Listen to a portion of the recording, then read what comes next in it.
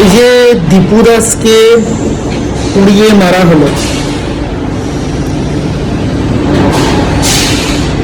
আমরা এত বড় দেশ, আমরা ভারতবর্ষ,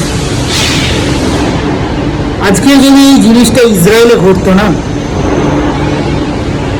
ইসরায়েলে তো মাত্র 90 লাখ ওদের পপুলেশন, তার মধ্যে হয়তো 10-20 লাখ পুরো ওয়ার্ল্ডে কোথাও না কোথাও কাজ করে।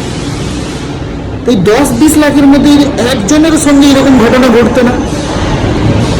ইসরায়েল এতক্ষণে তাকে তো মারতই, যে আগুনটা লাগিয়েছিল তার সঙ্গে তার সঙ্গে যতজন ছিল তাদেরকেও মারত, সেই দেশটাকেও ধ্বংস করত, তার যে কি অবস্থা করতো তার কোনো ঠিক নেই।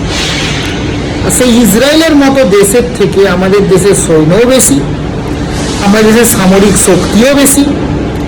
আমরা বুক টুকিয়েও বলি যে আমরা পারমাণবিক ধর দেশ, যেখানে ইসরায়েল এখনো নিজেকে পারমাণবিক ধর দেশ বলে না। আমরা বলি আমাদের 56 ইঞ্চি ছাতি আছে, আমরা কতই নাকি, আর সেটা শুধু সোশ্যাল মিডিয়ায়।